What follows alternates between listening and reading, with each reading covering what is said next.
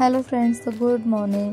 कामाच्या गडबडीमध्ये blog shoot करायला कधी वेळच भेटत नाही, तर म्हटलं आज ब्लॉग शूट करूया. मग इथे मला चपात्या बनवायच्या होत्या, 4 ते 5च होत्या. म्हटलं बनवून घ्याव्या. आणि चपाती काही इतकी मला परफेक्ट येत नाही, तरी पण म्हटलं आहे थोडंफार ते करून घ्यावं पटकन.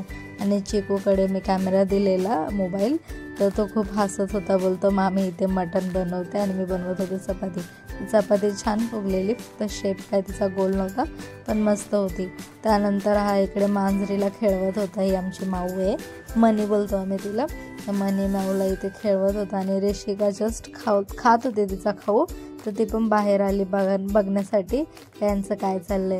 आणि ती पण बोलते लगेच हाय, आणि ती खूप खुश होते मांजरीला आणि कुत्र्याला बघून. त्यानंतर साबुदाण्याचे वडे बनवलेले मी, थोडंसं पीठ होतं त्याचं फ्रीजमध्ये. वडे मस्त गरम गरम तळून घेतले. आम्हाला नाश्ता बनवायचा होता, लिमिटेड असे वडे होते. आणि आम्ही ना फुल गाणी लावून आमचं कामं चालू असतात. मग ते गाणी, त्यानंतर मग हा जरा थंड घेऊन आलेला पिण्यासाठी, कारण की गरमी खूप वाढले. मग ऋषिकाच्या पप्पांना मला टिफिन द्यायचा होता, तर भाजी कोणती देते समजत नव्हतं. बॉईल बटाटे होते फ्रीजमध्ये, मग कांदा वगैरे चिरला, बाकी काहीच नाही. लाल तिखट, हळदी, मीठ तेच टाकून पटकन इथे जरा ग्रेव्हीसारखं बनवून दिलेलं. मग इथे त्यांना ते छोटेवाले पापड असतात ते तळून दिले. मग ऋषिकाला आंघोळ घातलेली, ती नाटक करत होती कपडे घालण्यासाठी. मग तिला झोपवलं. त्यानंतर दुपारी मला मसूरची आमटी बनवायची होती. मग मला आठवलं की यामध्ये कैरी काहीतरी आंबट पाहिजे, म्हटलं कैरी टाकावी.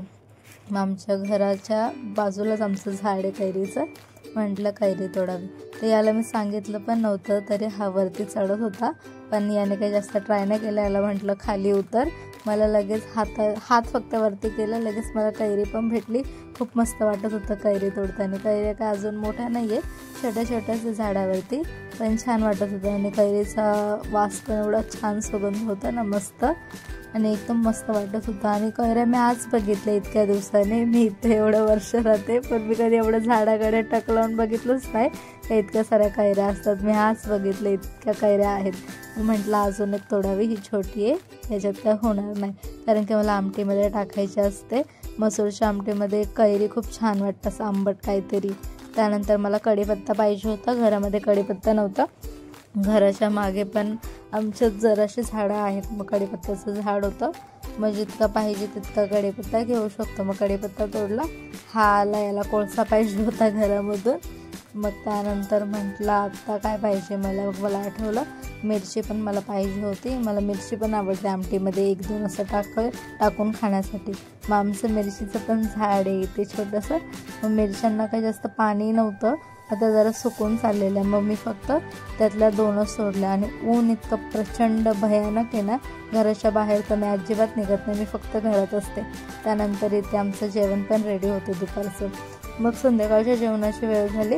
मग भेंडी बनवायची होती. भेंडी इतकं मोठ्या मोठ्या होत्या ना, तर म्हटलं जाऊ दे, आपलं बसूनच चॉपिंग करते. आता अदरवाईज मी ना उभं राहूनच पटापट माझी कामं असतात ती करून घेते. आणि इथे मुलांची एवढी मस्ती चाललेली ना ह्या दोघा-तिघांची. मी टी व्हीवरती गाणे लावलेले आणि मला आवडतं ते गाणे ऐकायला.